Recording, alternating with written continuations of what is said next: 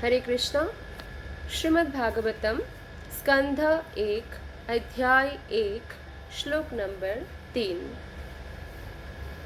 निगमाकल्पतरोर्गलितं फलं शुकमुखादमृतद्रवसंयुतं पिबत भागवतं रसामलयम् मुहुरहो रसिका भुवि भावुकः।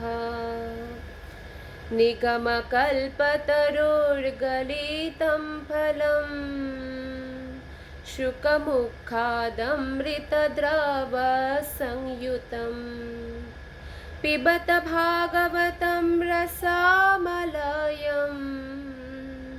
मुहुरहो रसिका भुवि भावुकः। अनुवाद और तात्पर्य श्रील प्रभुपाद के द्वारा। श्रील प्रभुपाद की जय। अनुवाद। हे भावुक जनों, वैदिक साहित्य रूपी कल्पवृक्ष के इस पक्व फल श्रीमद् भागवत को जरा चखो तो। यह श्री सुखदेव गोस्वामी के होठों से निःसृत हुआ है, अतएव यह और भी अधिक सुस्वादु हो गया है। यद्यपि इसका अमृत रस मुक्त जीवों समेत समस्त लोगों के लिए पहले से आस्वाद्य था। तो इसमें थर्ड श्लोका में व्यासदेव जी बोलते हैं, हम सबसे कहते हैं कि ये जो श्रीमद् भागवतम है ये वैदिक साहित्य को कल्पवृक्ष कहा गया है, क्योंकि वैदिक साहित्य में आध्यात्मिक बातों के साथ साथ जो भौतिक जो इच्छाएं हैं उसको कैसे पूर्ति करना है उसको भी लिखा है।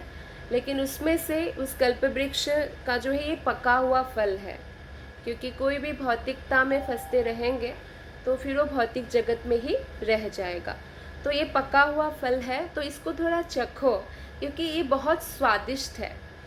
क्यों स्वादिष्ट है? क्योंकि सुखदेव गोस्वामी की होठों से निःसृत हुआ है, इसलिए और सुस्वादु बन गया है। जैसे कोई फल है, उसमें जब तोता अपना चोंच मार देता है तो वो फल और सुस्वादु हो जाता है।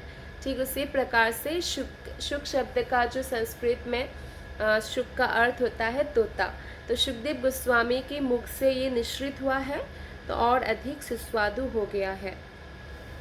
और इसका जो अमृत रस है सिर्फ मुक्त जीवों के लिए नहीं बल्कि समस्त लोगों के लिए है और आस्वाद्य हमेशा से रहा है। तो इसलिए इसमें जो भुवि भावुकः, भावुक जनों का मतलब वो व्यक्ति जो पटु और विचारवान है, जिसके हृदय में कृष्ण भावना है। भावुक तो बहुत लोग होते हैं, लेकिन कृष्ण के प्रति भावुक होना है, कृष्ण के प्रति श्रद्धा डेवलप करना है। जैसे कोई अगर भावुक होते हैं, जैसे कोई अपने परिवार के किसी के प्रति या बाहर किसी फ्रेंड्स के प्रति इमोशंस जुड़ा हुआ है उनका, तो उनके साथ कुछ भी होता है तो उनको बहुत कष्ट होता है ना। तो क्योंकि भौतिक संबंध है तो खुशी में खुशी होती है, कष्ट में कष्ट होता है। लेकिन जो भगवान श्री कृष्ण से प्रेम करते हैं, जो कृष्ण के प्रेम में है, उन भावुकों के बारे में यहाँ बताया गया है, क्योंकि वही श्रीमद् भागवतम को समझ सकते हैं। जो पिछले जो हमने 2 श्लोक पढ़ा तो उसमें निश्चित रूप से ये सिद्ध हो गया है कि श्रीमद् भागवत दिव्य साहित्य है और अपने दिव्य गुणों के कारण सभी वैदिक शास्त्रों को अतिक्रमण करते हैं। इसलिए सेकंड श्लोका में कहा है किम व परेरीश्वर, और कोई शास्त्र की क्या आवश्यकता है जब श्रीमद् भागवतम पढ़कर ही कोई भी ईश्वर साक्षात्कार कर सकते हैं। इसलिए समस्त वैदिक जो भी वेद उपनिषद पुराण है सबको अतिक्रमण करता हुआ जो शास्त्र है वो है श्रीमद् भागवतम। और श्रीमद् भागवतम समस्त लौकिक कार्यकलाप और लौकिक ज्ञान से परे है। लौकिक मतलब भौतिक, जैसे वेदों में भौतिक इच्छाओं को पूर्ण करने के लिए अलंकारिक भाषा है जिसमें जो पठन करते हैं वो फंस जाता है। लेकिन श्रीमद् भागवतम जो भी कोई पठन करते हैं, श्रवण करते हैं, वो कभी भी नहीं फंसेगा इन लौकिक ज्ञान और लौकिक जो कार्यकलापों में, क्योंकि लौकिक कार्यकलापें हमें दुख प्रदान करते हैं। ये जो थर्ड श्लोका है इसमें बताया गया है कि श्रीमद् भागवत न केवल उत्कृष्ट साहित्य है अपितु यह समस्त वैदिक साहित्य का परिपक्व फल है। सब वैदिक साहित्य का सारांश और सब कुछ जो उत्कृष्ट ज्ञान है वो हमें श्रीमद् भागवतम में ही प्राप्त हो जाएगा। अतः मनुष्य को चाहिए कि श्रीमद् भागवत द्वारा प्रदत्त जो संदेश है, जो उपदेश भगवान ने हमें दिया है, अत्यंत आदरपूर्वक, सम्मानपूर्वक और ध्यानपूर्वक, यानी श्रद्धापूर्वक और ध्यानपूर्वक, ये दो क्वालिफिकेशन है भागवत श्रोता का।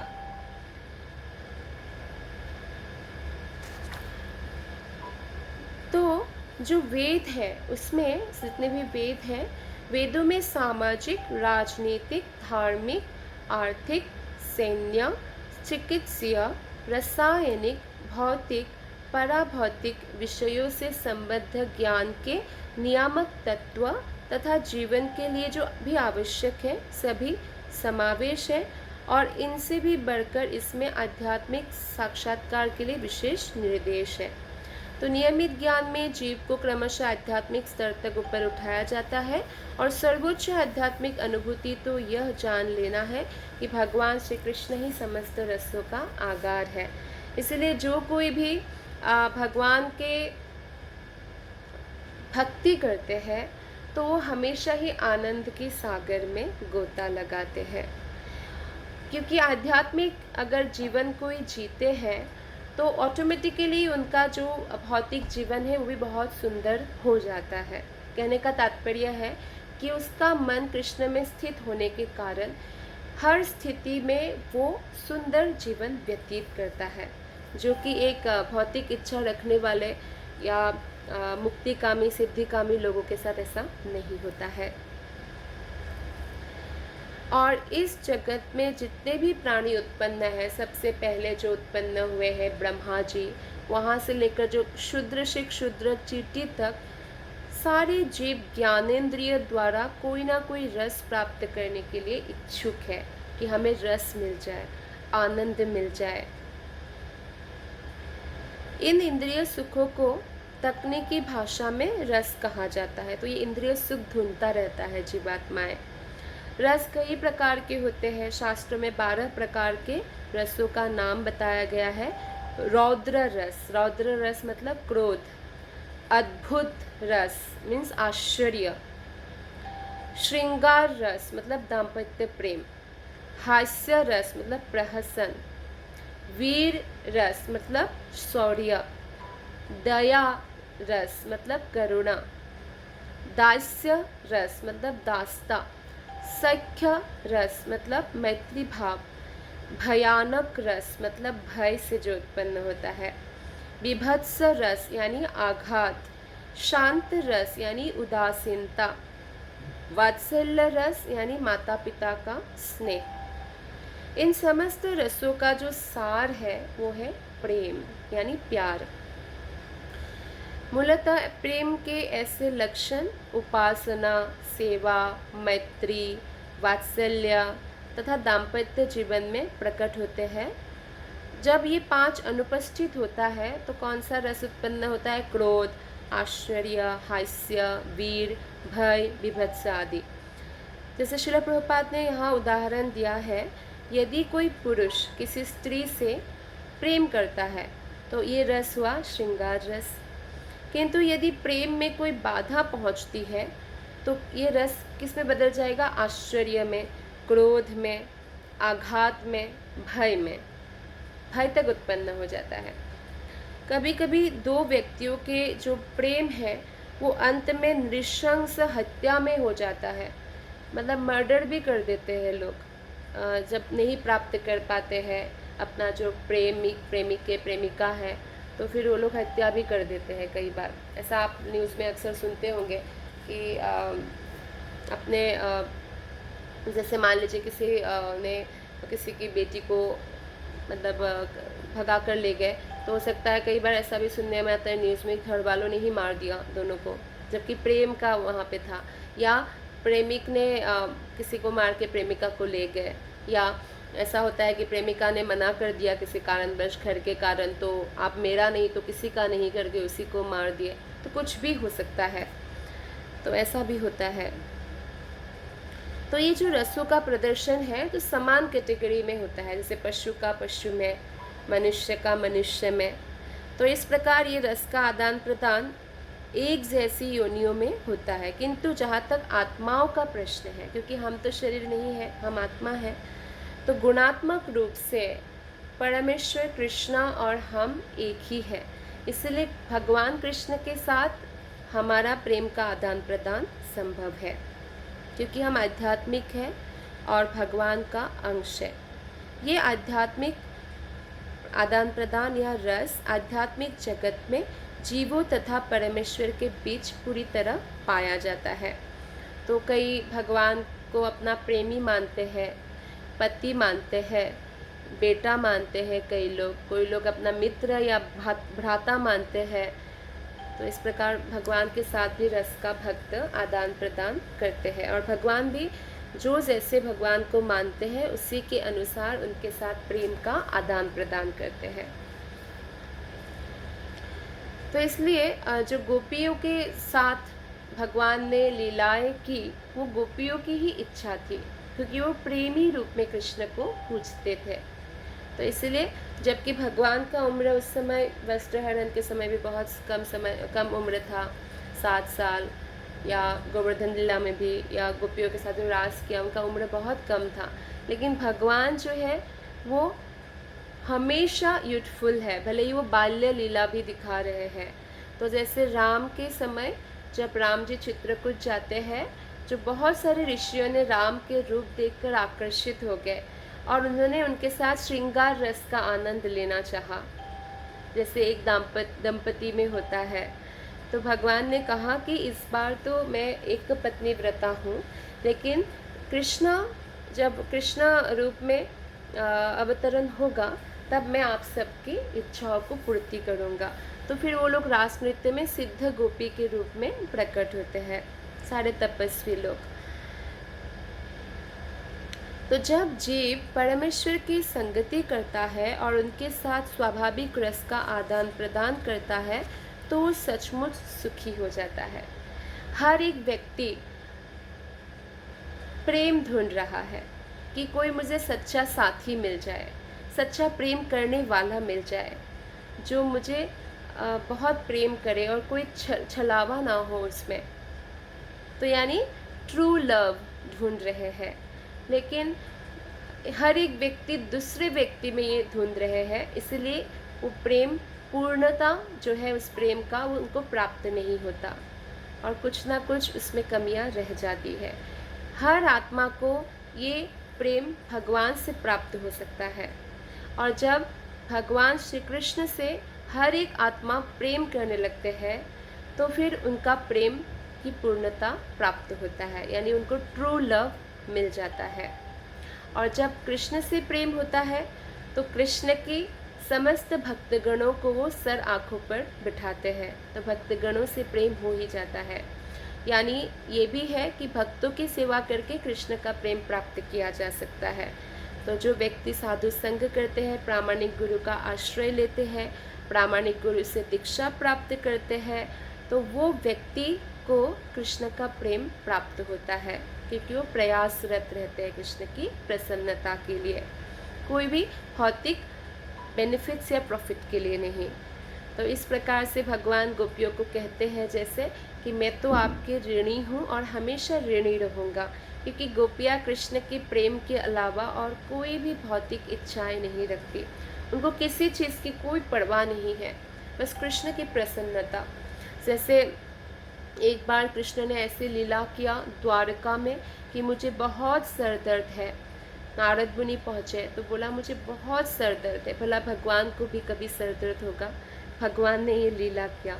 तो नारद मुनि ने कहा प्रभु आपको सर दर्द है तो आप ही बताइए इसका इलाज क्या है, क्योंकि आपके लिए मैं कौन सा वैद्य लेके आऊँगा, आप तो भगवान हैं। तो भगवान ने कहा इसका तो एक ही इलाज है कि मेरा कोई भक्त का मुझे चरण रज मिल जाए और वो चरण रज मैं अपने माथे में लगा लूँ तो मेरा ठीक हो जाएगा।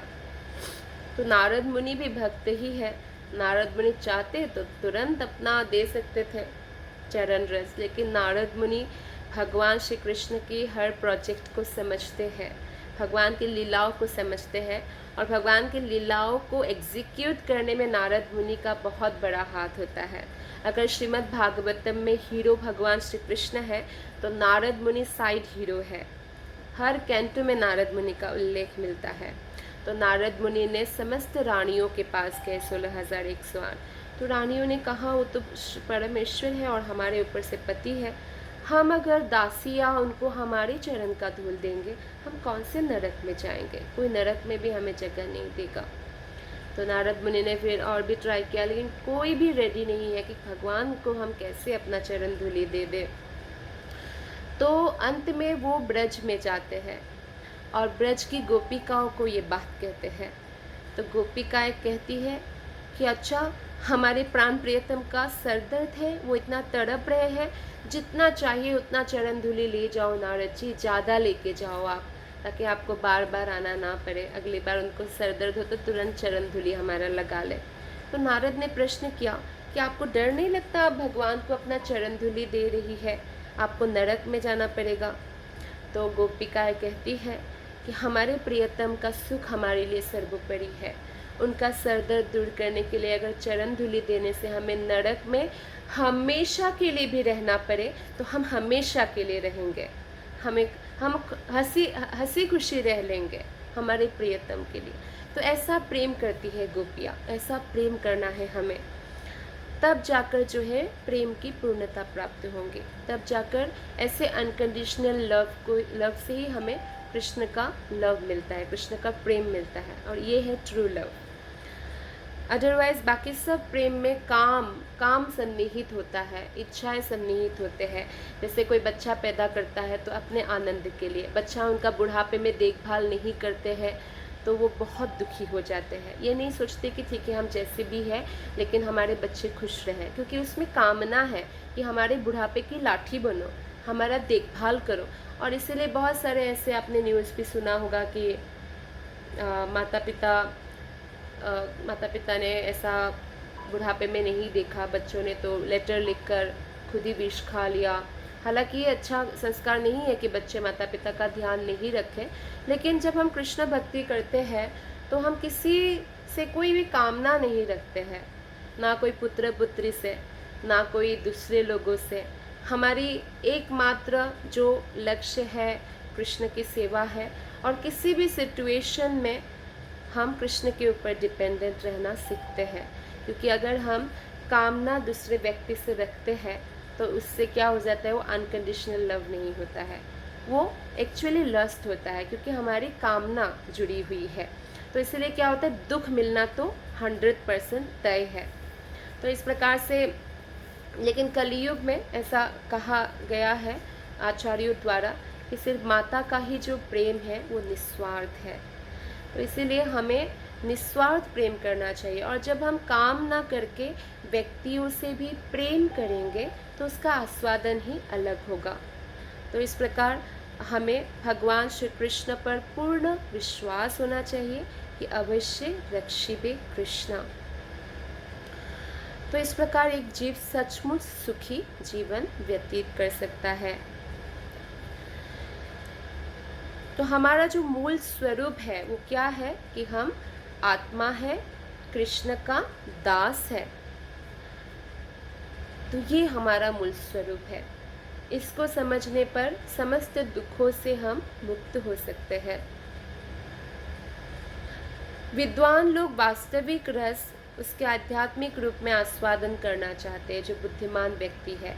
जैसे भौतिक दुनिया में आप देखेंगे कि सबके साथ आपको अलग अलग रस मिलता है। जैसे कोई आप है तो आपके माता पिता के साथ आपका आनंद अलग है ना, आपके भाई बहन के साथ आपका आनंद अलग है, और आपके दोस्तों के साथ आपका आनंद अलग है, अलग रस मिलता है, या पत्नी या पति का अलग होता है ना। तो हर संबंध का अलग अलग आनंद होता है। तो आप सोचिए कि जिनका हम अंश है, जो परम ईश्वर कृष्ण है, उनके साथ हमारा अगर संबंध हम समझ जाए और हम प्रेम का आदान प्रदान हमारा चालू हो जाए, मतलब हम भगवान तो हमसे प्रेम करते हैं, हम अपने हृदय में प्रेम जागृत कर ले भगवान के लिए, तो हम कितना रस का आस्वादन करेंगे, क्योंकि ये संबंध इटर्नल है। इस जन्म में जो हमारे माता पिता हैं, भाई बहन है, प्रेमी है या पति पत्नी है, वो तो अगले जन्म में बदल जाएगा। लेकिन जो भगवान के साथ हमारा इटर्नल संबंध है वो कभी नहीं बदलने वाला। तो अगर हम भगवान से प्रेम करेंगे तो सोचिए हमें कितना आनंद मिलने वाला है। और किसी भी संबंध को अगर हमें पक्का बनाना है तो समय देना बहुत ज़रूरी है।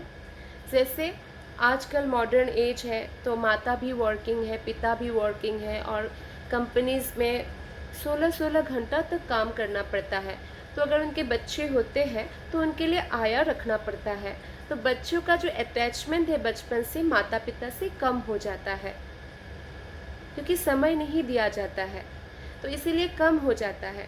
फिर वो माता पिता से विद्रोह भी करते हैं बहुत सारी बातों पर, क्योंकि प्रेम से कंट्रोल करना आसान है, लेकिन टेक्निकली चीज़ों को देकर हम किसी का हृदय पर कब्जा नहीं कर सकते हैं। समय देकर कर सकते हैं, निस्वार्थ सेवा करके कर सकते हैं।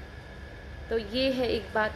और दूसरी बात, जैसे मान लीजिए कोई पति पत्नी है, दोनों का ही बहुत हेक्टिक करियर है, वर्किंग है वो लोग, और उनको अपने आप में ही समय नहीं मिलता। कई दंपति तो ऐसे हैं, जैसे किसी का नाइट ड्यूटी है एक का डे ड्यूटी है, तो वो लोग संडे को ही मिलते हैं।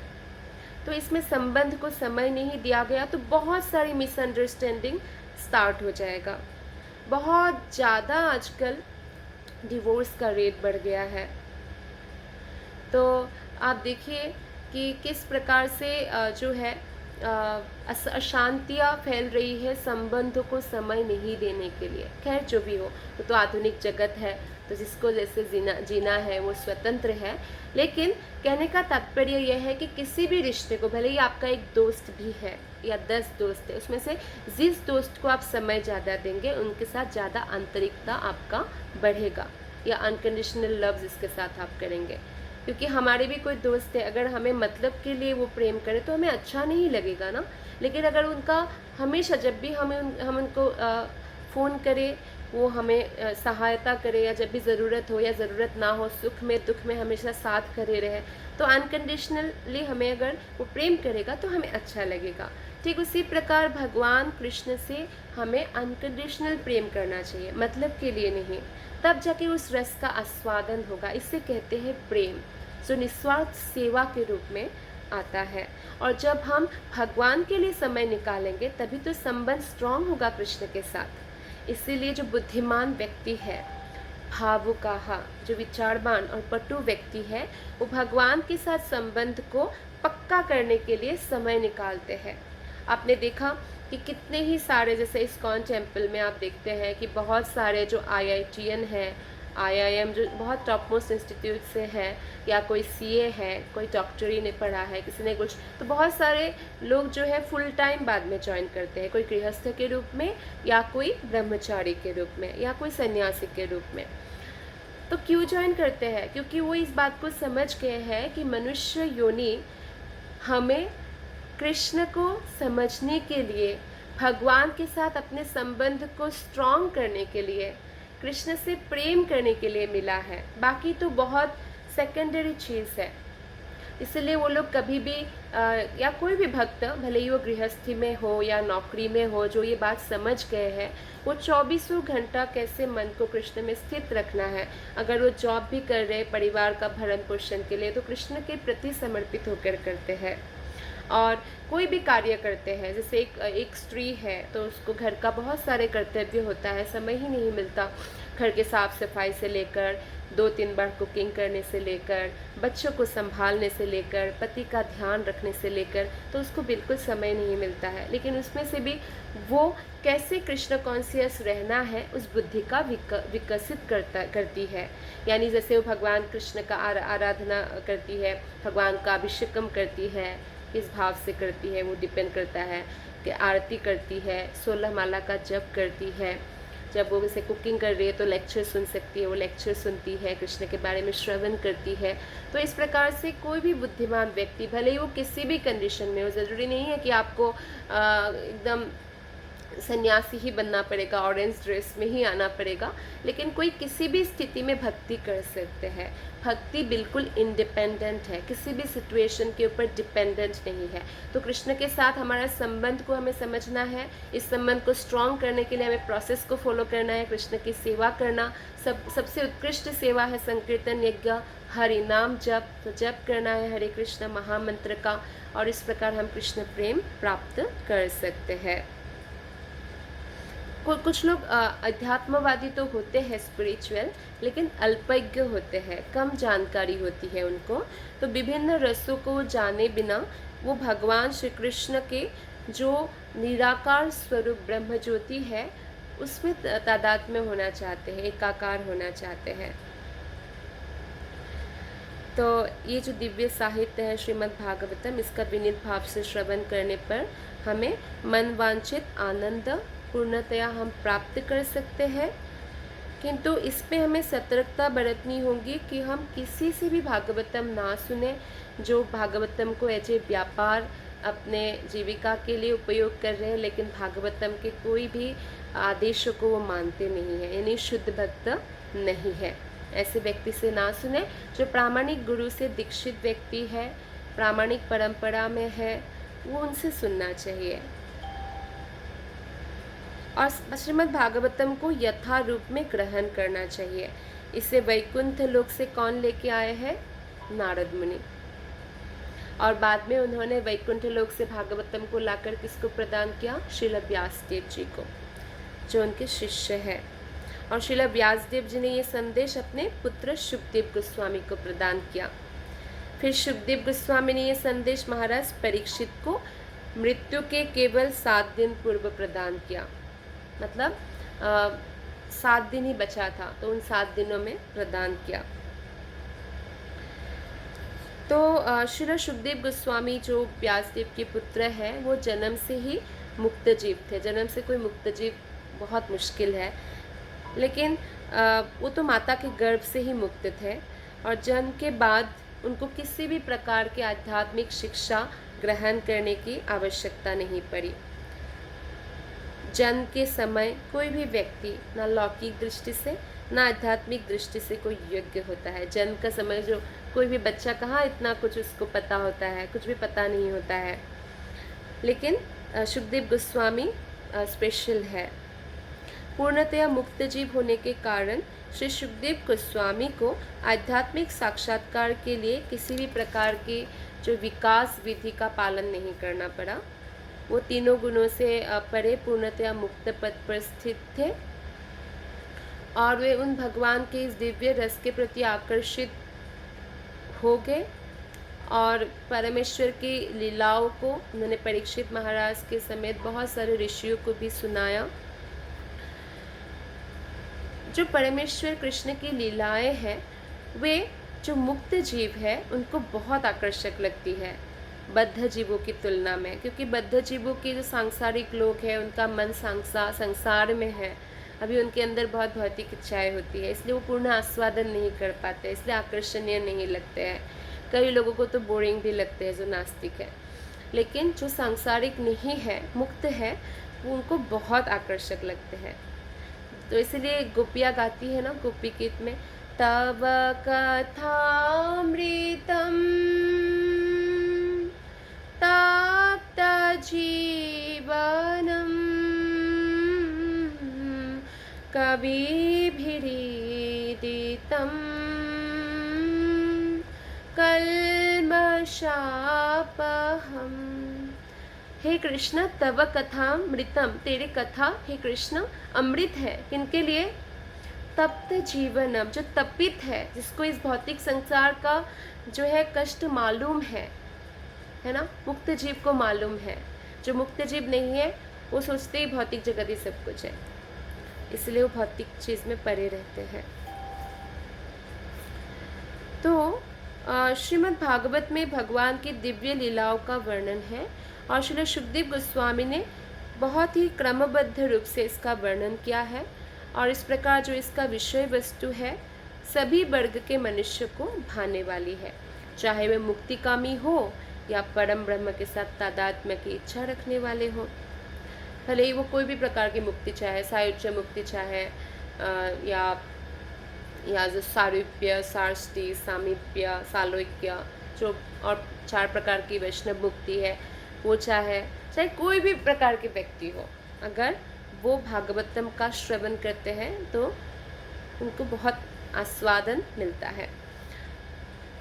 तो शुकदेव गोस्वामी की होठों से ये जो निकला है वैदिक फल का जो प्रौढ़ मैच्योर जो पका हुआ फल है, तो इसलिए उनको बहुत ज़्यादा और सुस्वादु हो गया नहीं बोला है, क्योंकि वो बहुत विद्वान पिता व्यासदेव की मुख से सुना है और ऐसे एज इट इज़ सुना दिया, इसलिए नहीं, बल्कि शुकदेव गोस्वामी बहुत क्षमताशील है कि उन्होंने इस कृति को सभी वर्ग को भाने वाले रूप में प्रस्तुत किया, सभी व्यक्तियों को भा जाए ऐसे क्षमता का प्रदर्शन किया, इसलिए और सुस्वादु हो गया है।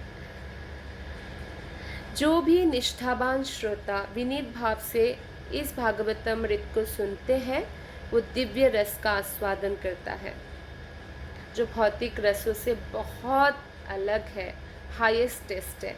हम लोग सब टेस्ट के पीछे भागते हैं ना, जैसे आप भौतिक जो लोग हैं वो अलग अलग होटलों में खाते हैं, अगर जिसका टेस्ट अच्छा लगता है उसमें खाते हैं, फिर पुराना वाला छोड़ देते हैं। तो जैसे आजकल आप देखेंगे मनुष्य योनि अलग अलग देशों में पहले कुछ जैसे नॉनवेज खाते थे तो अभी भी खाते हैं, लेकिन अभी और भी ककड़ोच छिपकली कुछ भी नहीं छोड़ते, सांप क्यों ऐसा कर रहे हैं? उनको टेस्ट ढूंढ रहे हैं कि शायद इससे अच्छा कोई टेस्ट मिल जाए, इससे अच्छा कोई टेस्ट मिल जाए, लेकिन उनको ये नहीं मालूम है कि सर्वोत्तम जो स्वाद है वो श्रीमद् भागवतम में है। और जिनको मालूम पड़ गया वो समस्त तामसिक गुणों को, तामसिक चीज़ों को छोड़कर भागवत का आश्रय लिया है। तो यह पक्व फल सर्वोच्च कृष्ण लोक से एकाएक आकर नहीं टपका, बल्कि शिष्य परंपरा से हमें प्राप्त हुआ है।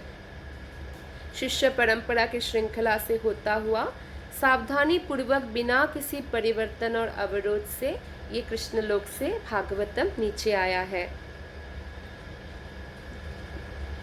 तो बहुत सारे मूर्ख लोग हैं तो शिष्य परंपरा में नहीं है और सीधा कृष्ण के रास लीला पर डिस्कस करने लगते हैं, तो उनका बहुत ही शास्त्रों में जो है क्रिटिसाइज किया गया है, क्योंकि वो शुकदेव गोस्वामी के चरण चिन्हों को अनुगमन किए बिना भागवतम को समझने का भयंकर भूल कर बैठते हैं और गलत सलत टिकाएँ करते रहते हैं।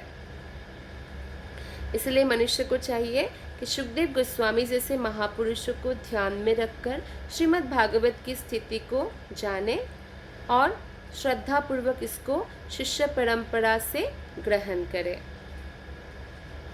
तो इसलिए जो शुकदेव गोस्वामी को प्रतिनिधित्व करता हुआ निष्ठावान कथावाचक हो, जो प्रामाणिक परंपरा में हो, उनसे ही हमें श्रवण करना है। तो जो भी व्यक्ति भगवान श्री कृष्ण की कथा को श्रद्धापूर्वक ग्रहण कर सकता है उनका 100% कल्याण होगा, इसमें कोई संदेह नहीं है। अगर उनके हृदय में मल भी है, सब मल भगवान, क्योंकि भगवान जो भी ये भागवतम सुनते हैं उनके हृदय में स्थापित हो जाते हैं। और कहीं भी हम जैसे मान लीजिए कोई बहुत गंदा घर ही है और हमें वहाँ रहना है, तो हम पहले घर को साफ करते हैं ना, फिर रहने लायक होता है वो। तो हमारे हृदय में जब कृष्ण आ जाएंगे श्रीमद् भागवतम के श्रवण करने से, तो कृष्ण अपने आप ही मल जो है साफ कर देंगे। अतः निष्कर्ष यह निकलता है कि रस की गंभीर शास्त्र को श्रील शुकदेव गोस्वामी में चली आने वाले शिष्य परंपरा से भागवत संदेश प्राप्त करना चाहिए। और श्रीमद् भागवत को इतनी सावधानी से प्रस्तुत किया गया है कि निष्ठावान और गंभीर व्यक्ति तुरंत वैदिक ज्ञान के इस पक्व फल का आनंद लेंगे और शुकदेव गोस्वामी या उनके प्रामाणिक प्रतिनिधि के मुख से निश्रित अमृत रस का पान करने का लाभ उठा सकते हैं। देखिए, श्रीमद् भागवतम ऐसा ग्रंथ है जो हमारे जीवन चेंज कर सकता है। हमें पूछना चाहिए कि क्या हमारा संपूर्ण विश्वास है भागवतम पर, तो विश्वास है तो हमें जल्दी समझ में आएगा, अदरवाइज हमें समझ में नहीं आएगा। और साथ ही साथ जो श्रीमद् भागवतम का टिप्पणी लिखा है, अभी देखिए जन्माष्टमी गया, श्रील प्रभुपाद ने क्या कर दिखाया। श्रील प्रभुपाद ने पूरे विश्व में कृष्ण भावना का प्रचार किया। आज पूरे विश्व में, ऑस्ट्रेलिया हो, जर्मनी हो, ब्राज़ील हो या रूस हो, भारत हो, कहीं भी हो, भारत में तो था ही पहले से, कोई भी कोने कोने में जन्माष्टमी मनाया जा रहा है। अभी पैंडेमिक सिचुएशन है तो आप देखेंगे कि कितना कुछ सेलिब्रेशन आया है ऑनलाइन। तो हमें श्रील प्रभुपाद पर भरोसा होना चाहिए। वो शुद्धतम भक्त है जिन्होंने इस भागवतम का टीका लिखा है, तो हम समझ सकते हैं। और जिसका शास्त्रों में भरोसा नहीं है वो एक्चुअली पशु है। जो हमारा लेवल ऑफ फेथ है वो हमारा क्या होना चाहिए, विश्वास, खासकर तीन होना चाहिए। वो इस प्रकार है कि हमारा विश्वास शास्त्र पर होना चाहिए, और दूसरा इस पर बात पर पूर्ण विश्वास होना चाहिए कि जो कंक्लूजन है या सारांश है समस्त शास्त्रों का, वो है शुद्ध कृष्ण भक्ति। और तीसरा कि भगवान श्री कृष्ण ही परम ईश्वर है। अगर हम इन तीनों बातों को समझ जाए तो हमें श्रीमद् भागवतम बहुत आसानी से समझ में आएगा। और विश्वास का मतलब है कि हमारे मन को वो अच्छा लगे या बुरा लगे, एक्सेप्टेबल हो या ना हो, लेकिन हम विश्वास करेंगे। हम आत्मा है, हम मन से अलग है। मन चाहे कुछ भी मनमानी करे, लेकिन हमारे हृदय में विश्वास है। We will accept. एंड हमारा जो विश्वास है उसको हम बढ़ाना चाहते हैं, तो हमें ऐसे शुद्ध भक्तों का संग करना चाहिए जिसको शास्त्रों में पूर्ण विश्वास हो। और श्रीमद् भागवतम का स्टार्टिंग होता है जब भागवत गीता का एंड होता है। इसलिए कहा गया है जो श्रीमद् भागवत गीता है वो बैचलर डिग्री है, जो श्रीमद् भागवतम है वो मास्टर डिग्री है, और श्री चैतन्य चरितामृत PhD डिग्री है भक्ति विज्ञान में। तो भगवत गीता स्टार्ट होता है जब अर्जुन कहते हैं कि हे कृष्णा, मैं आपके शिष्य हूँ, शिष्यस्तेहम, मैं आपके शिष्य हूँ। और भागवत गीता का जो है सब कुछ खत्म होता है जब कृष्णा सुना देते हैं 18वें अध्याय की 66 श्लोका, सर्वधर्मान् परित्यज्य मामेकं शरणं व्रज, हम त्वां सर्व पापेभ्यो मोक्षयिष्यामि मा शुचः। अरे सब कुछ त्याग करो, मेरे शरण में आओ, मैं तुम्हें पाप से मुक्त कर दूंगा, डरो मत। तो इसमें खत्म होता है। तो इसलिए हमें श्रीमद् भागवतम पर पूर्ण विश्वास होना चाहिए। और भागवत गीता के जैसे ही अंत होता है, श्रीमद् भागवतम की शुरुआत होती है। और ये सारे जो शास्त्र है, भगवत गीता, भागवतम, चैतन्य चरितामृत, ये हमें भगवान कृष्ण का प्रेम प्रदान करते हैं। धन्यवाद। हरे कृष्णा।